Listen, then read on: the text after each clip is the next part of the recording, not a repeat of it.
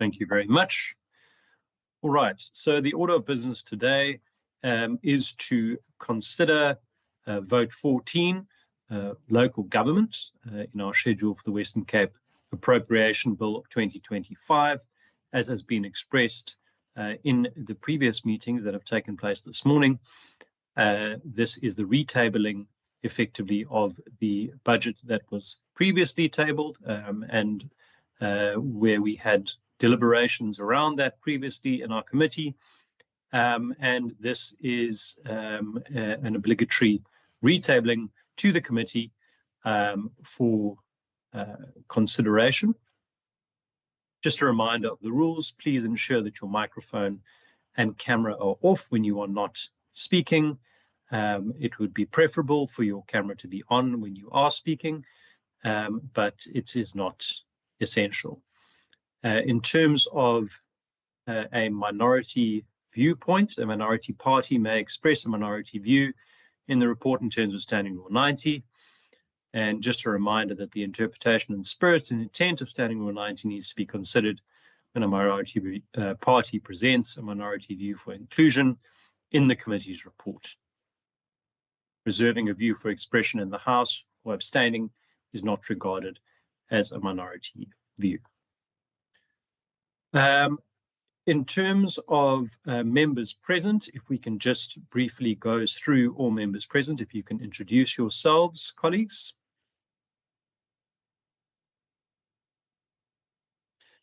Good morning, Chair. Good morning, colleagues. Noel Constable, and I'm a member of this committee. Good morning, Chair. Good morning, member of the committee. Good morning, Chair. Am I audible? Yes. Good morning, Chairperson. I'm Beauty Stopper, a member of the committee. Good morning, Chair. Noko Masipa, I'm a member of the committee. Thank you. Good morning, Chairperson. Peter Johnson, member of the committee.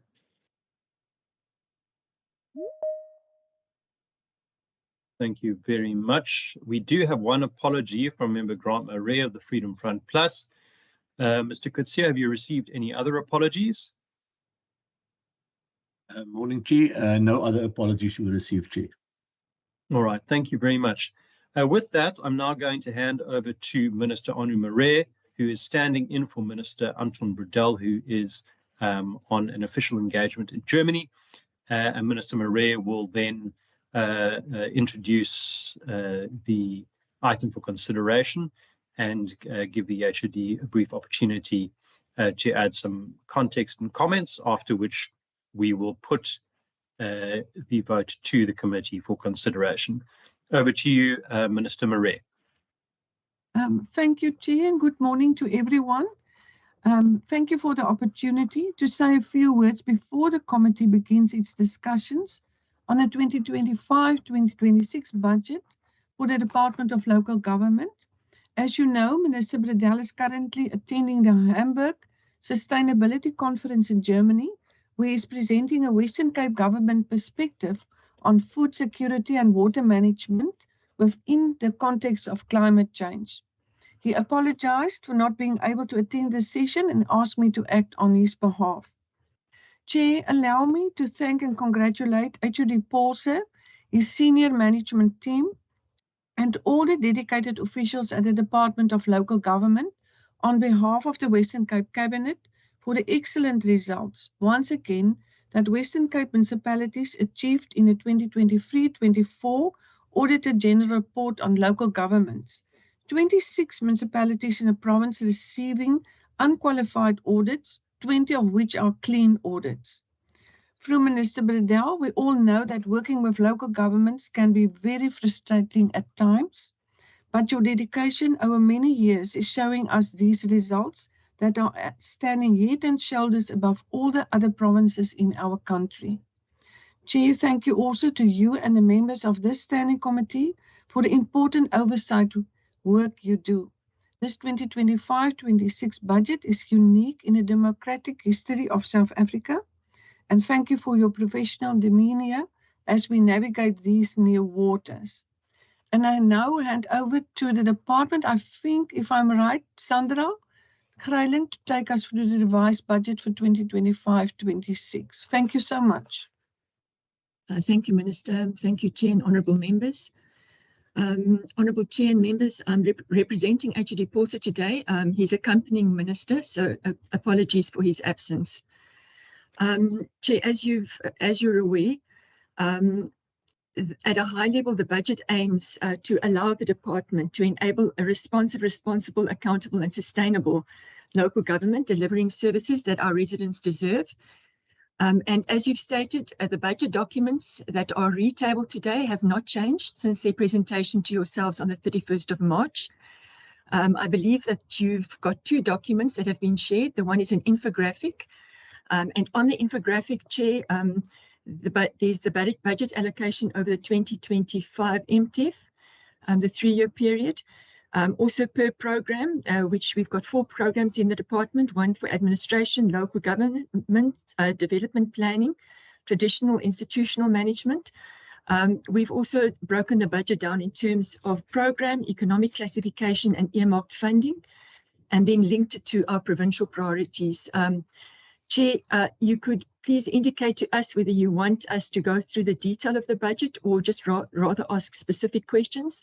The CFO and the team are on the platform to engage on this, should you be willing, Chair.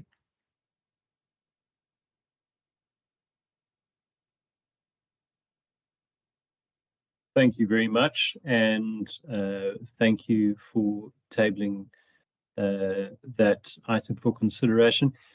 Yes, as mentioned, I mean, we have already had quite extensive deliberations over this item, and it hasn't changed. So I don't anticipate there being any questions. But what I will then do is put, if there are questions, please, members, raise your hand. In terms of the content or specifics, no. All right, what I will then do is move on to the consideration of vote 14. We can find that in pages 747 to 804 of the Blue Book. And we will then ask members if they are all in agreement to support the vote. I will propose that the vote then is supported, and if there are members in disagreement, please then raise your hands. We have Member Stoffel. Member Stoffel, you are entitled now to make your viewpoint known. You can turn your microphone on. Yes, thank you, Chair. Am I audible? Yes, you are. Thank you, Chair. Chair, I just want to register some very important point on the to the committee. Chair, we've got serious sound problem. And I think this sound problem is ripping us off of our view within these committees. And I know you are the chairperson of the previous committee. I was being excluded because of our IT problem and the late response. Therefore, I have wrote to you a letter where I want the committee to consider our view as the African National Congress on the budget vote. So I just want to register officially on this. There is a problem with the IT. And then secondly, Chair, my hand was raised while you asked during the questions. I don't know whether, Chair, we use this meeting just for exercise ticking box, but my hand was being raised. So if you Sorry, can Member allow Stoffels, me your hand wasn't raised, unfortunately. my hand was I checked raised, the Chair. boxes. No, we can go back and check, but there was no hand raised amongst any members. It was but you are raised. more than welcome. You are more than welcome to make a viewpoint. Thank you, No, Chair. now. So go for it. Thank you. Thank you, Chairperson. Chairperson, I know, as indicated, let me welcome the presentation from the department. I know the department have indicated the budget have not changed, but we have thought, Chair, that issues been raised by the previous sitting regarding the budget. It was being considered. So we have noted that that is not even considered at bonds.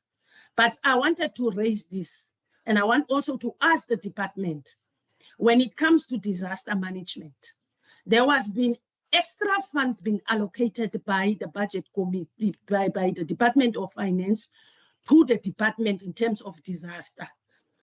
And all to surprise that we are still facing with money short within the disaster development when it comes to local government in terms of assisting, especially within the informal settlements. I know to some other people, this might sound like a headache. It's always the same. But as we sit, Chair, we are faced with really problems. There was rains this past 2 weeks within our areas. And our people, as we speak, they are sitting without shelters. The buildings that is being referred to by the municipality, that buildings is not conducive where people can stay. It can collapse on top of people. So I wanted to check with the department, what is a satisfying budget? Because we know when it comes to disaster management, we don't have control of disasters. We don't have control. Therefore, I cannot tell the department so much will be enough for the department to deal with disasters. But was there any consideration to any municipality in terms of, we are in the winter season now. I know that there is a shortcoming within budget, but we are faced now as we speak with people. I cannot housing people in my house. So I am asking the department, is there any consideration to top up when it comes to disaster to each and every municipality where it's needed and where it's been registered for a need? I thank you, Chair.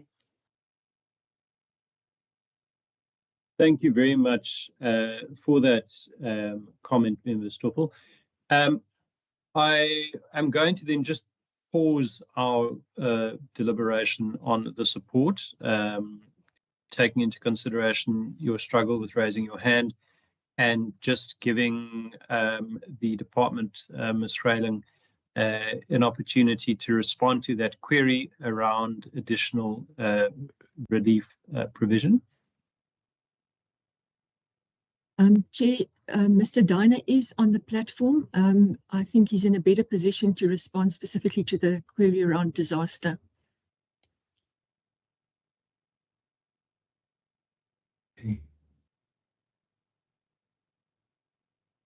Thank you, Dr. Freiling. Chair, if I may. So the additional funding, if I can maybe first deal with that. So we did receive an additional funding of 2 million rand.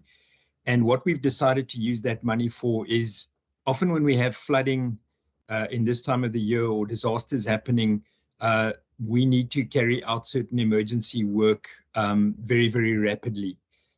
We also want to do quite a bit of disaster prevention work. So if we do get a warning of adverse weather or anything that's on its way, that we can use some of that funding to be able to deploy resources.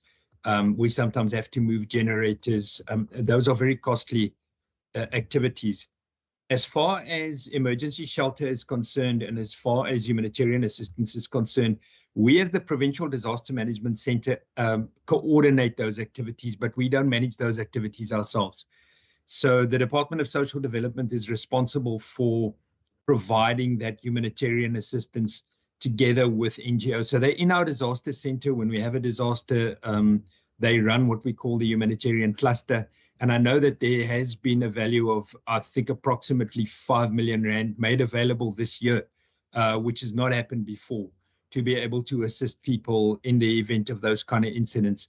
And then as far as emergency shelter is concerned, there is an emergency shelter capability with the National Department of Human Settlements. It used to be provincial. It's not at the province anymore. It was moved to National Human Settlements after the KwaZulu-Natal floods of 2022. So we work with those organizations, but we ourselves specifically do not do the emergency shelter and humanitarian operations. Those are coordinated through us, but they're carried out on the budgets of those other two departments. I trust that is sufficient. Thank you, Chair.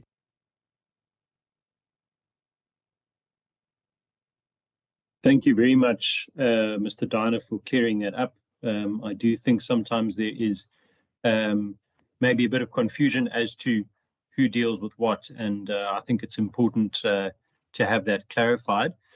Member Stoffel, I will take this question now, but we're not going to be able to engage in a long sort of to and fro because of the fact that we are limited in time in terms of the next meeting that's coming up soon.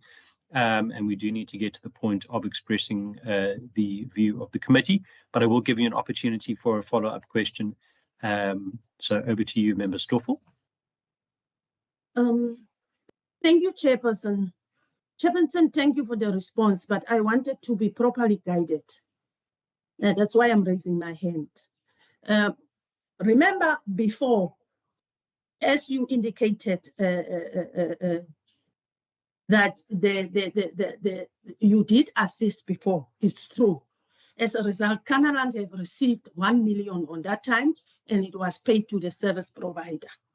Now, what is the procedure that you have mentioned to say this function is now at national? What must the municipalities do? Because there's protocol, I believe. It will be unfair if these municipalities write straight to national, where there's a provincial department. If you are saying, yes, if there is such in your area, the municipality should do 1, 2, 3, 4, 5 to the province, and the province do 1, 2, 3 to national. Because somewhere, somehow, we must be directed to the right in order to assist these people. So I just wanted to be clarified in terms of that. What is the procedure for the municipality to follow in order for them to get this assistance material for these people that is homeless here? Thank you, Chair.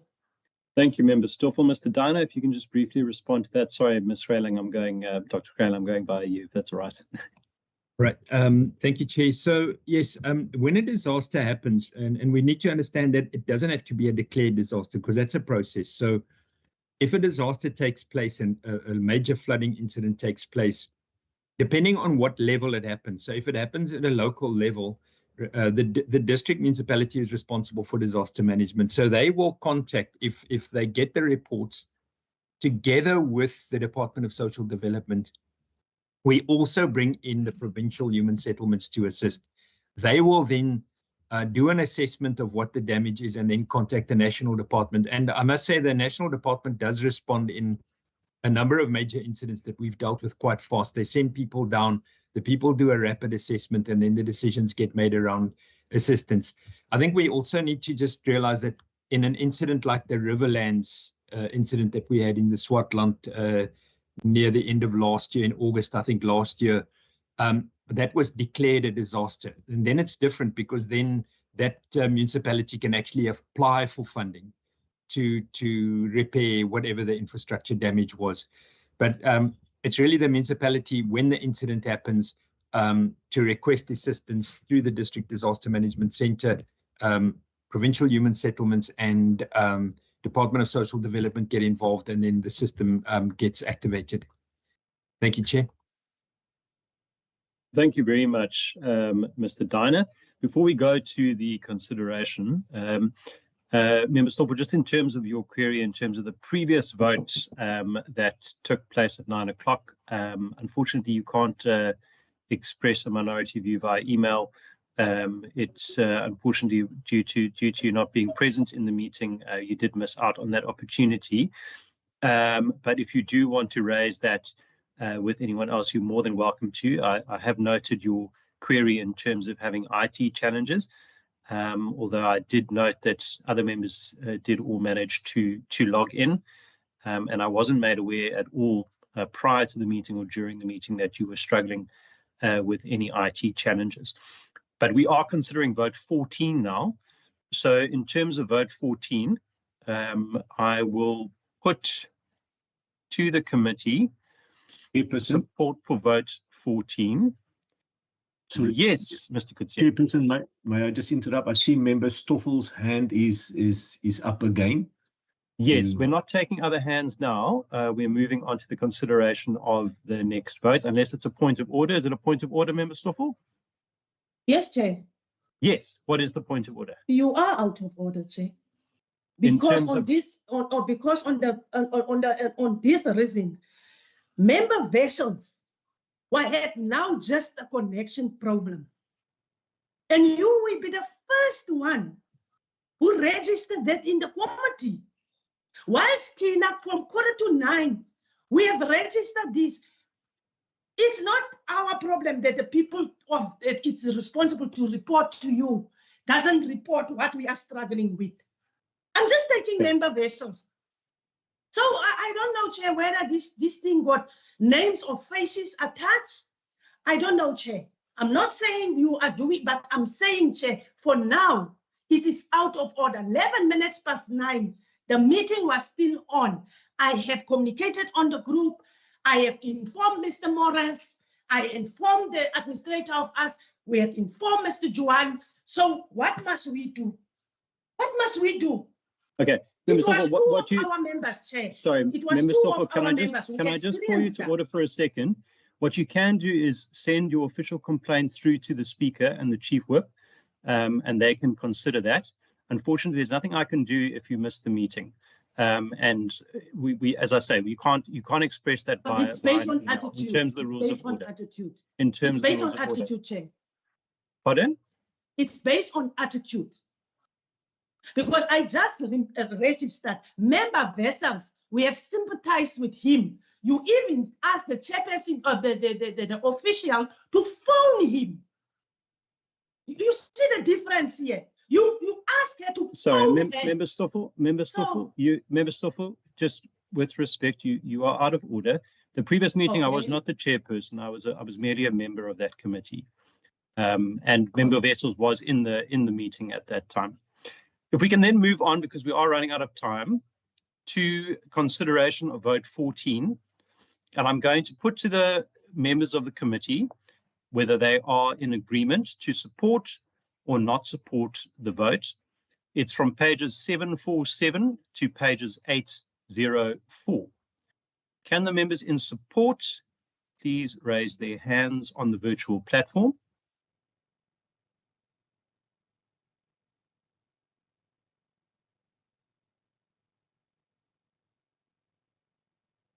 Thank you very much. And are there any members who are not in support? Right, we have members.